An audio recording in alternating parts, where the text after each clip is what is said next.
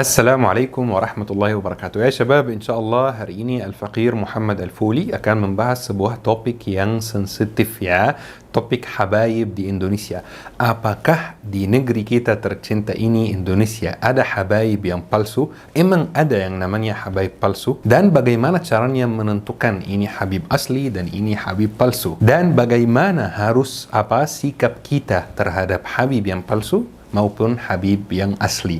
Semua hal ini akan dibahas insyaAllah secara detail. Dan sebenarnya topik ini sempat viral mungkin sebulan yang lalu atau lebih. Dan ana sengaja tidak membahasnya pas viral, biar insyaAllah pas membahasnya itu harus santai, harus berdiskusi, harus menerima pendapat, menolak pendapat, bukan seperti berantem. Kalau membahasnya pas viral itu seperti berantem dan mau hanya membuktikan kebenaran pendapat sendiri. Bismillah, mari kita kaji, mari kita membahasnya dengan tenang.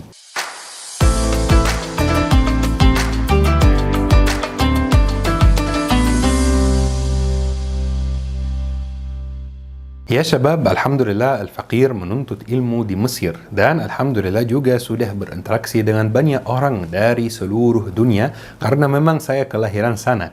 Dan ada satu hal yang sangat unik di Mesir. Saya hari ini ceritakan, teman-teman kalau ada yang ke Mesir bisa praktekkan dan coba sendiri. Dan hal ini bukan hanya di Mesir tetapi di hampir semua negara Arab. Pergi misalnya ke negara seperti Yaman dan jalan seperti biasa, di jalan kaki, kemudian pas ketemu anak kecil yang umurnya mungkin 8 tahun, 9 tahun, 10 tahun, tanya dia, "Ish aslak ya? Kamu asli mana? Kamu dari suku apa? Kamu dari keturunan apa?" Antum bakal terkejut dengan jawabannya. Anak kecil umur 8 tahun, umur 10 tahun ini hafal silsilah nasabnya.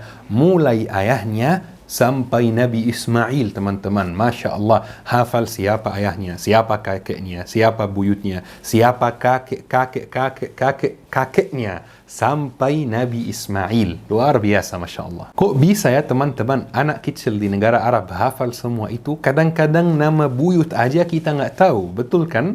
Dan ini sebenarnya hal yang sangat wajar, karena ada tradisi di negara Arab, Arab Saudi, Yaman maupun Mesir, yang namanya ilmu ansab, ilmu nasab. Ini salah satu ilmu yang sangat canggih dan sangat modern di negara Arab. Kalau misalnya Jerman ilmu fisika, Amerika ilmu ini, kalau negara Arab itu ilmu nasab, ilmu ansab. Ilmu ini di sana benar-benar ada ahlinya, ada pakarnya. Sampai di negara seperti Mesir ini ada lembaga pemerintah yang namanya Darul Wathaiq Al-Misriyah. Orang Mesir bisa pergi ke sana, warga Mesir pergi ke Darul Wathaiq Al-Misriyah itu dan bertanya, "Saya tidak tahu kakek saya yang ke-8 itu siapa." Jadi nanti Darul Wathaiq melakukan pencarian dan ketemu kakek ke-8 kamu ini fulan, datang dari negeri ini, atau memang mungkin pribumi Mesir seperti ini. Kemudian di Darul Wathaiq Al-Misriyah itu juga warga Mesir bisa dikasih silsilah nasabnya sejak 700 tahun, sejak 800 tahun dan sebelumnya juga. Dan dikasih syajaratul ailah, pohon keluarga ya, siapa ayah, siapa kakek, kakek ini punya berapa anak, punya berapa istri, punya berapa saudara, semuanya dijelaskan dan semuanya tertulis dan tersimpan di Darul Wathaiq Al-Misriyah. Dan Darul Wathaiq Al-Misriyah itu ada juga di Turki, bukan hanya di Mesir. Al-Faqir Muhammad Al-Fuli sendiri tahu kakeknya yang dari 700 tahun itu siapa, jejak hidupnya seperti apa, datang dari negara mana, istrinya siapa, anaknya siapa. Saya tahu semua informasi ini. Ini sudah hal yang sangat wajar di sana. Bahkan di Arab Saudi dan di Yaman lebih keren, lebih detail, lebih teliti lagi. Di sana ada dari tokoh masyarakat yang namanya pakar ahli nasab. Dia itu kalau misalnya ada perselisihan, dia didatangkan, kemudian ditanya, ini anak siapa, ini istri siapa, ini keponakan siapa, ini sepupu siapa. Dia tahu semuanya, kenal satu persatu. Cerita yang Al-Faqir sampaikan sekarang ini kesimpulannya bahwa ilmu nasab ini adalah ilmu yang mu'tabar, yang ada ahlinya, yang ada pakarnya, yang ada detailnya. Makanya para ulama mengatakan, man takallama fi ghairi fannihi ata bil ajaib. Barang siapa yang berbicara, yang membahas ilmu yang bukan ilmunya, bidang yang bukan bidangnya, maka dia akan memunculkan banyak keanehan. Dan itulah yang terjadi dalam masalah habaib yang sempat viral beberapa minggu dan beberapa bulan yang lalu. Banyak orang yang muncul di sosmed yang membahas soal silsilah nasab habaib. Banyak orang di antaranya juga yang saya sendiri kenal secara pribadi, kenal secara langsung, yang saya hargai dan saya hormati sebagai teman. Tetapi ini bukan bidangnya, makanya pembahasan mereka itu sangat aneh dan sangat tidak masuk akal, karena memang ini bukan ilmunya, ini bukan bidangnya, ilmu nasab. Sampai wallahi kadang-kadang sambil saya melihat itu, saya sedikit ketawa, bukan karena merendahkan, tetapi karena apa yang dibahas ini benar-benar tidak masuk akal. Kalau misalnya ingin membahas ilmu nasab, ilmu ansab, ya boleh saja, tetapi mohon maaf, pergi ke Arab ke sana 3 bulan, 4 bulan, 1 tahun, pelajari ilmu nasab dari pakarnya, dari ahlinya, baru membahas dan baru meragukan nasab orang lain. Bukan membahas tanpa ilmu dan terlanjur dalam dosa qazf, dalam dosa caci maki. Dan ini sebuah pembukaan untuk menjawab pertanyaan, apakah habaib di Indonesia itu benar keturunan Rasulullah, benar punya silsilah nasab yang tersambung langsung ke Rasulullah atau tidak. Baik ya syabab, untuk menjawab pertanyaan ini saya juga ada satu cerita yang insyaAllah kesimpulannya bisa menjawab semua pertanyaan kita ini.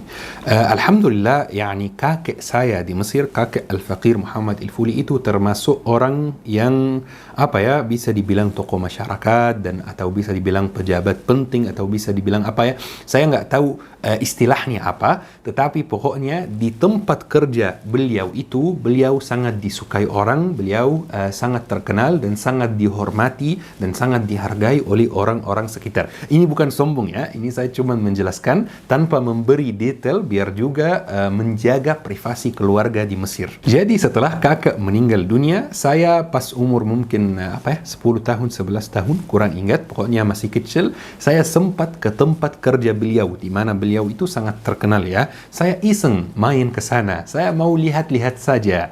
Pas saya mau masuk, kemudian ditanya oleh satpam, kamu ini siapa? Saya menjawab, saya Muhammad Al-Fuli, kakek, cucu Fulan Al-Fulani. Masya Allah, satpamnya terkejut dan satpamnya sangat senang. Langsung dikasih tempat duduk, langsung dikasih makanan, langsung dikasih minuman. Masya Allah, luar biasa. Bahkan yang lebih menakjubkan lagi, pemimpin baru tempat tersebut yang umurnya 60-an, yang juga merupakan orang yang sangat terhormat, yang juga merupakan tokoh masyarakat, dia turun dari kantornya untuk menyapa anak kecil yang umurnya 10 tahun dan tanya kabarnya. Luar biasa ya syabab. Ternyata pemimpin yang baru itu merupakan muridnya kakek saya. Kira-kira kenapa dia melakukan seperti itu? Kira-kira kenapa orang umurnya 60-an yang Masya Allah punya jabatan yang sangat tinggi datang turun dari kantornya dan menyapa, menghormati anak kecil yang umurnya 10 tahun? Jawabannya dengan sederhana, karena dia mau membalas kebaikan kakek dengan memuliakan, menghormati, menghargai keturunannya, dengan memuliakan cucunya. Satu pertanyaan lagi, apakah pemimpin tersebut sebelum menyapa saya, apakah dia berhenti dan bilang, oh, kamu yakin kamu ini keturunan guru saya? Kamu yakin kamu ini keturunan beliau? Kamu mana buktinya kalau kamu keturunan guru saya? Dia nggak melakukan ini karena dia tahu kalau dalam Islam ini hukumnya haram. Haram hukumnya kita meragukan nasab seseorang. Ini dosa yang tidak kecil, teman-teman. Dalam agama Islam, jika ada satu orang yang mengaku misalnya dari keturunan si fulan, dilarang kita mengingkari, terima saja. Tetapi di waktu yang sama, ada ancaman yang sangat berat buat orang yang mengaku dari sebuah keturunan, tetapi ternyata mereka bukan dari keturunan tersebut. Ada ancaman yang lebih berat lagi dan dosa yang lebih besar lagi. Rasulullah bersabda, "Man idda'a ila ghairi abihi wa huwa ya'lamu annahu ghairu abihi, fal jannatu 'alaihi haram." Barang siapa yang mengaku bernasab ke selain ayahnya dan dia tahu kalau ini bukan ayahnya, maka surga diharamkan atasnya. Surga diharamkan baginya ya teman-teman. Ancaman yang sangat berat. Rasulullah bersabda, "Laisa min rajulun yadda'i ila ghairi abihi wa huwa ya'lamuhu illa kafar." Barang siapa yang mengaku bernasab ke selain ayahnya dan dia tahu kalau ini bukan ayahnya, maka dia kafir, keluar dari golongan muslimin. Subhanallah ya syabab, ancaman yang sangat keras. Tetapi kalau diperhatikan, konsekuensinya di akhirat, bukan di dunia. Misalnya tidak masuk surga, misalnya kafir, semuanya konsekuensinya di akhirat, bukan di dunia. Kalau kita di dunia, kita tidak berhak meragukan nasab seseorang. Kita tidak berhak mengatakan kepada seseorang, nasab kamu bermasalah, buktikan. Karena ini termasuk caci maki, termasuk qazf, dan ada dosanya. Jika kita merasa kalau dia itu misalnya berbohong, tinggal diam saja, terima saja. Sudah, nanti di akhirat semuanya akan jelas. Mungkin ada yang akan bertanya, berarti Ustaz, kita tidak boleh menanyakan nasab habaib di Indonesia, betul kan? Jawabannya, menurut saya, menurut Al-Faqir, tidak boleh dan tidak penting dan tidak bermanfaat jika kita menanyakan nasab siapapun. Tetapi untuk mengantisipasi masalah tersebut, keturunan Rasulullah di setiap negara yang mereka kunjungi, mereka mendirikan lembaga, yayasan untuk memverifikasi, untuk mengecek nasab silsilah setiap orang yang mengaku kalau dia dari keturunan Rasulullah sallallahu alaihi wasallam. Setiap orang yang mengaku hal tersebut dicek oleh yayasan yang mereka dirikan itu. Kira-kira dia benar, jujur atau bohong. Kalau di Mesir misalnya namanya Niqabatul Ashraf. Kalau ada yang keturunan Rasulullah, pasti dia punya karneh, punya kartu dari Niqabatul Ashraf tersebut yang isinya betul orang ini dari silsilah nasab Rasulullah sallallahu alaihi wasallam.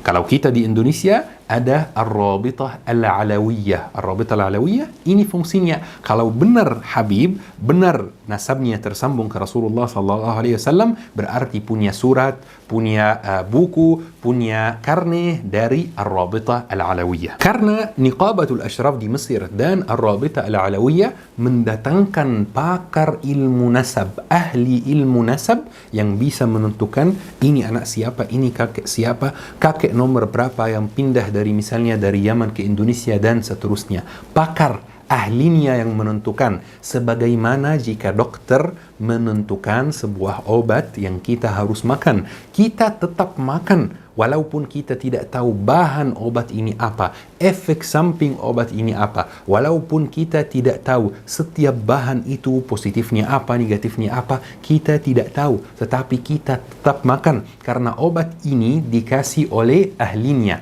pakar ilmu kesehatan. Dalam contoh soal nasab ini, juga nasab ditentukan oleh ahlinya, oleh pakar ilmu nasab. Maka kita tidak boleh meragukan kalau kita tidak punya ilmu dalam soal nasab ini. Jadi ya syabab, solusinya mudah untuk mengetahui ini Habib atau bukan. Jika terdaftar dalam Rabitah Alawiyah, maka dia 100% Habib. Tidak ada keraguan dan tidak boleh ada yang meragukan karena dia dapat sertifikat, dapat pengakuan dari pakar ilmu nasab bahwa dia keturunan Rasulullah. Tidak ada keraguan dan tidak boleh ada yang meragukan. Ya syabab, dalam cerita yang Al-Faqir Muhammad Al-Fuli tadi sampaikan, orang yang jabatannya tinggi itu yang umurnya 60-an menghormati dan menghargai anak kecil yang umurnya 10 tahun karena kakek anak kecil tersebut, yaitu saya waktu itu, merupakan guru pejabat tersebut. Masa kita tidak menghormati cucu dan keturunan dan anak guru kita semua? Cucu orang yang membawa kita dari kegelapan menuju cahaya Islam, cucu orang yang mengajarkan kita Islam, cucu orang yang akan mensyafaatkan kita di hari kiamat, cucu orang yang menyebut kita dengan ahbabi, para kekasih saya. Masa kita tidak menghormati cucunya? Masa kita meragukan nasab cucunya? Masa kita menyakiti beliau dengan omongan yang seperti ini? Masa kita menyakiti anaknya, keturunannya dan cucunya dengan meragukan nasabnya? La ilaha illallah. Ya syabab, orang itu dihormati dihormati karena 3 hal. Setiap orang di dunia itu dihormati karena 3 hal. Semakin dia menguasai 3 hal tersebut, maka semakin dia dihormati. Yang pertama adalah akhlaknya. Jika akhlaknya mulia, dia dihormati orang. Yang kedua adalah ilmunya. Jika dia berilmu, maka dia akan dihormati orang. Yang ketiga nasabnya. Jika dia misalnya merupakan anak teman dekat kita atau anak misalnya guru kita, maka kita akan menghormati dia. Mungkin ada yang akan bertanya, mohon maaf Ustaz, kadang-kadang saya lihat di YouTube atau di dunia nyata ada beberapa orang yang habaib yang mohon maaf akhlaknya tidak seperti kakeknya. Mohon maaf melakukan hal yang tidak boleh dilakukan. Ini bagaimana Ustaz? Ini jawabannya dengan sederhana. Masih ingat 3 hal yang saya baru sebutkan ini? Akhlaknya, ilmunya, dan nasabnya. Jika orang itu yang mohon maaf akhlaknya kurang, dia itu akhlaknya misalnya tidak dapat, ilmunya tidak dapat, tetap dapat nasabnya, maka kita tetap menghormati dia karena nasabnya, bukan karena akhlaknya, bukan karena ilmunya. Tetapi kalau misalnya kita ketemu Habib yang akhlaknya dapat, yang ilmunya dapat, yang nasabnya dapat, maka ini wajib dihargai, wajib dihormati, wajib dimuliakan, karena bisa menjadi guru sekaligus murabbi. Jadi kita menghormati, tetapi yang penting tanpa ghulu, tanpa berlebihan. Menghormati tanpa ghulu, menghargai tanpa ghulu. Karena penyakit kita umat Islam di zaman ini adalah ghulu, berlebihan dalam segala hal. Kalau suka, sangat suka. Kalau benci, sangat benci. Padahal Imam Ali bin Abi Thalib mengatakan, ahbib habibaka hunan ma, asa an yakuna baghidaka yawman ma, wa abghid baghidaka yawman ma, asa an yakuna habibaka yawman ma. Cintailah orang yang kau cintai seperlunya, karena bisa jadi dia menjadi musuhmu suatu hari. Dan bencilah orang yang kau benci seperlunya, karena bisa jadi dia menjadi orang kekasihmu, orang yang kau suka suatu hari. Ini masalah kita teman-teman, masalah umat kita di zaman ini, yaitu ghulu, berlebihan, makan berlebihan, minum berlebihan, main HP berlebihan, nongkrong berlebihan, pamer harta dan kekayaan berlebihan, suka berlebihan, benci berlebihan. 50% dari masalah kita akan hilang jika kita menghindari sifat ghulu, sifat berlebihan ini. Jadi ya syabab, kesimpulan dari kajian hari ini insyaallah sangat sederhana.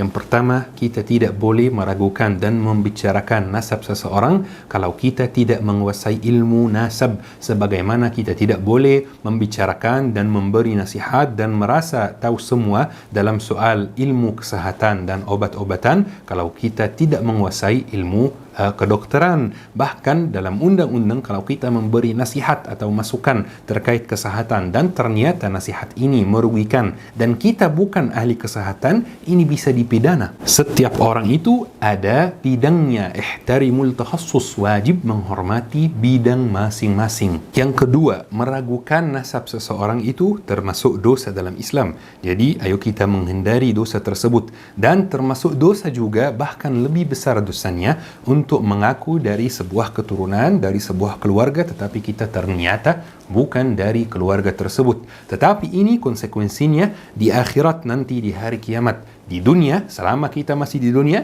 kita tidak boleh meragukan nasab siapapun. Nomor 3, semua orang itu dihormati karena 3 hal. Karena akhlaknya, karena ilmunya, karena nasabnya. Jika dia menguasai satu saja, kita hormati juga. Jika dia menguasai 2, kita lebih hormati, lebih hargai. Apalagi kalau dia menguasai 3, pasti dia orang yang kita bisa mengambil ilmunya, mengambil akhlaknya. Masya Allah. Yang keempat, awas dari ini, awas dari lidah ya syabab, karena lidah ini bisa membawa kita ke surga kalau kita banyak berzikir, kalau kita banyak bicara yang baik, kalau kita banyak baca Al-Quran, dan na'udzubillah bisa membawa kita juga ke neraka kalau kita meragukan nasab fulan, kalau kita membicarakan kejelekan dan keburukan fulan. Na'udzubillah, na'udzubillah. Semoga insyaAllah kajian hari ini bermanfaat dan mudah dipahami. Semua pertanyaan, semua kritik, semua masukan dipersilahkan. Yang penting dengan bahasa yang sopan, bahasa yang tidak menyinggung siapapun. Tidak boleh kita memberi kritikan yang mengandung misalnya caci maki, yang mengandung bahasa yang kasar, yang mengandung hal yang menyinggung orang atau kelompok. Dan komentar-komentar yang seperti ini akan dihapus oleh tim. Mohon maaf jika ada kesalahan. Subhanakallahumma bihamdik, asyhadu an la ilaha illa anta, astaghfiruka wa atubu ilaik. Syukran. Wassalamualaikum warahmatullahi wabarakatuh.